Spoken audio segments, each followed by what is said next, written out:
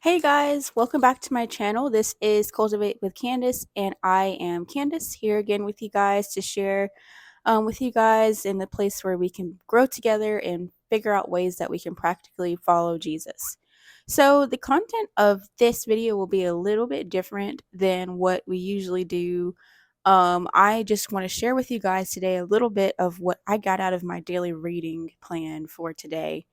And so I do a read a Bible in a year plan, and it is called the Discipleship Plan. I believe I'll put the correct name down in the description. And it is a read the Bible in the year plan, and I started it back in January, and it goes all the way out through the end of the year. And so I've been really enjoying it. It's been really helping me to read out of places in the Bible that I really have not dug into before and getting new context and just learning about new things. And so I decided today I just wanted to do a short video and show you guys what I got out of today's reading. So today what I read was Ezra chapter 4 through 6, Proverbs chapter 4, Luke 14 verses 1 through 14, and First Timothy chapter, let's see, First Timothy chapter 3. So I'm just going to share with you guys a little bit about what I got out of each section, and I invite you guys to comment down below if you get anything from it, or if you do your own Bible plan. I'd love to hear about that. I'd love to hear about what you guys are reading about and what you're getting from it. So we'll start with Ezra chapter 4. So here in Ezra 4, we're picking up, and Ezra and the Israelites, they are working on rebuilding the temple. But as with anything, when you are trying to do something for God, or when you're trying to do something good, there's usually always going to be somebody coming against you, trying to stop it, trying to do something according to their own agenda. So we see that they have some enemies that are coming against them. And at first, they tried to act like they were being helpful, or that they were going to help them do it. Obviously, the Israelites saw through that and they said, no, we don't need your fake help. So they did away with that and they didn't do it. But all of a sudden, they were still trying to get them to stop. So they went to the king, and the king at the time was King Darius.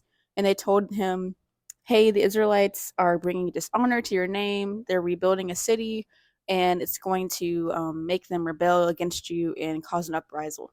And so the king hears this and he decides to put a stop to it. And so it stops them for about 18 years. No, they stop building the temple.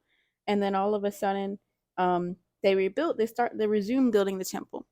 And it started to be rebuilt again when the prophets heard a word from the Lord that told them, go back and start rebuilding the temple. So they started rebuilding it. And of course, the enemies are still there. They don't want them to do this. So they tell them, hey, they go back to the king and they say, hey, they're rebuilding your temple. Remember what we said, that they're going to, there's going to be an uprisal against you guys, and things like that.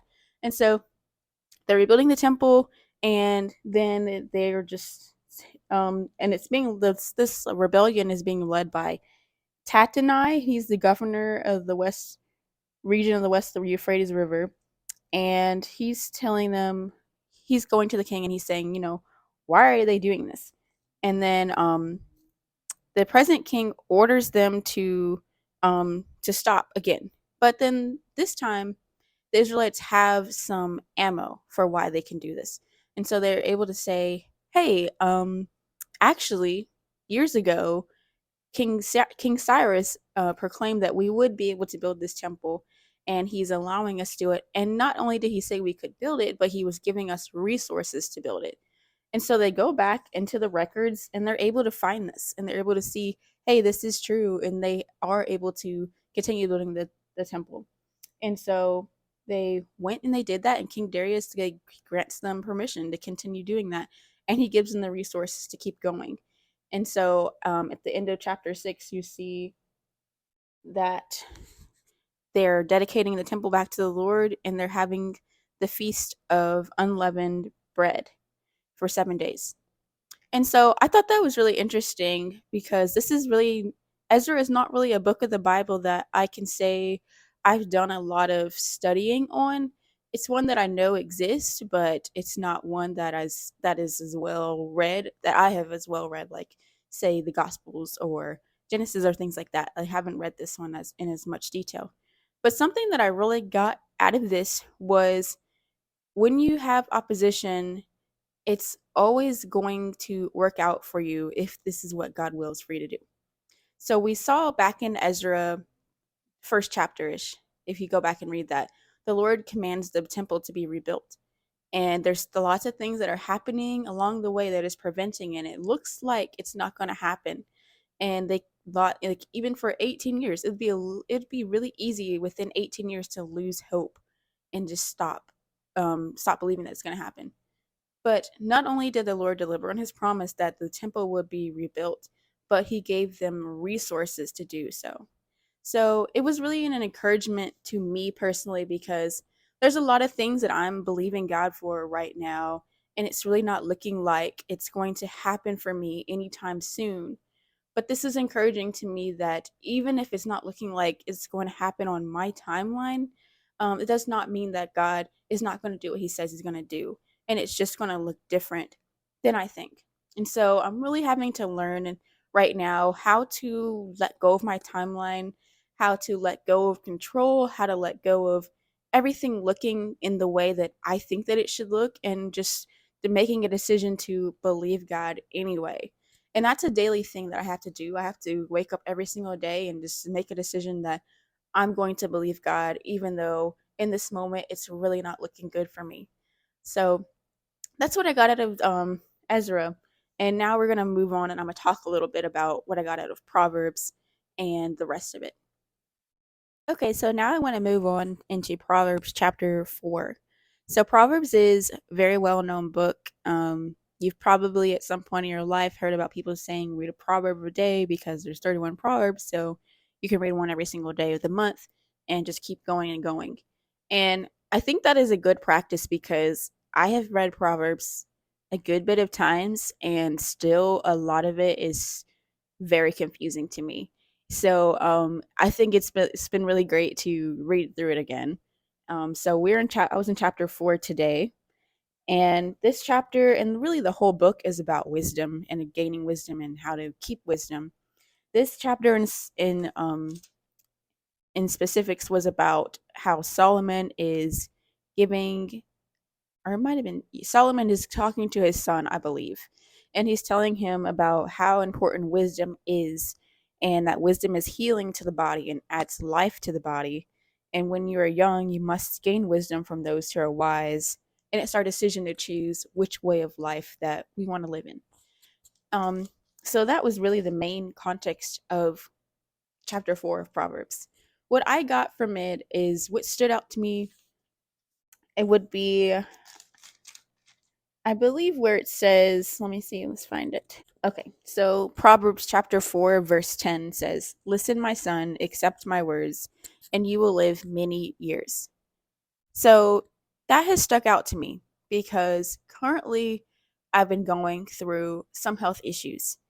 And, when you face health issues, you start to think about your life and about how long you have, and things like that, and just the things that you're doing every single day and how that's adding to or taking away from your quality of life.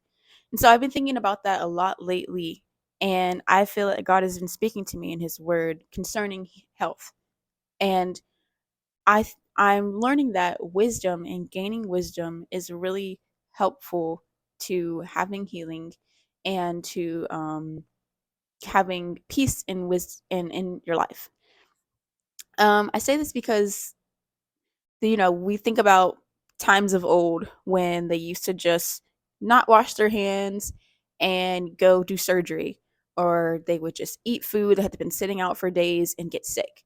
Now we have wisdom that those things are not good, and because of that, we have longer life expectancy than we did in the past. And so this has been encouraging to me as well, because even though right now I'm going through some health issues, what I know right now is not all that I'll ever know. And as I continue to walk with God, He's going to reveal to me things that I need to do in order to have better health and have better things in the future. And so that's really what's giving me hope, and to really just to not give up and not believe that I know everything that I need to know, because I have a tendency to take the information that I have right now and make a very dramatic conclusion from it, even though I don't have all the pieces. And so this has really been teaching me that I don't know everything, and I just need to stop acting like I know everything and operating in that way. Because if I'm willing to just wait on God and wait on what He's trying to say to me through this, then I will see, and I won't have to make these drastic decisions. And I realize that it's not all on me to figure this out. It's really on God, and I have to give this to Him and stop taking it on me and stop believing that I have to have all of the answers within myself. So, what I really got from this is that gaining wisdom is a daily thing, and I have to really sit back and take that in and stop acting and stop leaning on my own understanding, which you can read about more in Proverbs 3. So, that's what I got from Proverbs today, and I think it was really helpful for me. So next, I read in Luke 14, verses 1 through 14. And this was really just about how the first bit of it, Jesus heals a man, and the Pharisees are telling him, "Hey, why are you doing that on the Sabbath?" And really, they didn't care about how he was doing on the Sabbath. They just cared that he was just like not doing things according to how they do it, because Jesus points out that there's things that they do on the Sabbath, like important things that they don't wait until the next day to do. And so healing is something that is important, and he wanted to do it that day. So he was just pointing out to them that they were being hypocrites. And then the last bit of verses 7 through 14 talked about humility and about how it is always better to be exalted by others than it is um, to exalt yourself and then have to be brought down to a lower level. And so that's really something that we have to think about, especially today when it's really common for people to talk about themselves and talk about how great they are and not wait for anybody else to point to them, but they just point to themselves. Um, it's important to remember that it's always better to be exalted than it is to exalt yourself. So that was a good reminder to me, because um, every day we all struggle with pride. We all struggle with not being humble enough as we should be. So it's always a great reminder that we need to humble ourselves and not walk in a way of where we think that we're better than other people. And then in First Timothy 3, Timothy chapter 3, verses 1 through 13. In this, Paul is talking to Timothy, who is a young leader, and just telling him what an elder and what a deacon in the church should look like, and what kind of qualities that they should have. They're to be trustworthy. Um, they should have be a husband to just one wife, self-controlled, able to teach, not a bully, gentle, not greedy, just being having full of the fruit of the spirit. And it's just a great reminder that for those of us who are younger, and maybe we're aspiring to be a leader in the church at one point, or maybe we're just wanting to be a leader at all, it's important to have these qualities in your life before you go after that title, because it's not, you can't do it backwards. You can't get the title and then try to develop these qualities. It's important to start that right now and to be that person before that title comes to you. So it's a good reminder to me. And it's also a great way to kind of take stock of where you are right now in your life, and to see, hey, do I measure up with those qualities, or do I not? Because as I said, now is the time to start developing those things. So that's really what I got from that. And it was interesting to see that there's kind of like a whole checklist that is used when picking out deacons and elders in the church, because I didn't really know that that was like explicitly in the Bible. So that was interesting to me. And that is the end of my daily reading for today. So I think I'm going to start doing some of these periodically, just share with you guys some stuff that I'm reading daily. I think it's going to help me share with you guys and help keep me accountable to reading my plan very more consistently. And I hope that you guys get something from it. Let me know if you guys are doing a plan. Let me know in the comments, or if you have other questions or suggestions, let me know that as well. If you're enjoying these videos and you want to be notified when they are posted, hit the subscribe button, hit the like button, and you can contact me in the contact information that I have in the description below if you have a personal question that you don't want to be public or anything like that. I always have that in the description, so you can reach out to me there. Thank you guys so much for watching, and I pray you guys have an amazing day, and I thank you so much. Bye.